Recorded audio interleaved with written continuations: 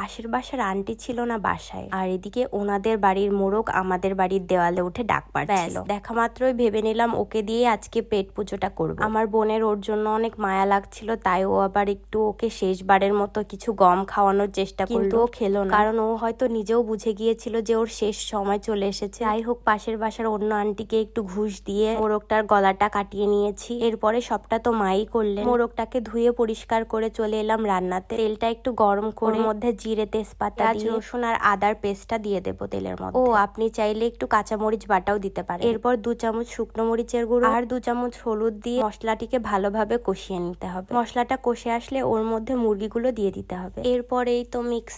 এরপর বাকিটা তো জানোই তোমরা। লবণটা চেখে জল দিয়ে দিতে হবে, আর জলটা কমে আসলে মাংসটা সেদ্ধ হয়ে গেলে গরম মশলা বাটা দিয়ে নামিয়ে ফেলতে হবে। আচ্ছা, আসো মেন কথায় আসি। ওই মোরগটা না আমাদের পাশের বাসার আন্টির না, বাবা হাট থেকে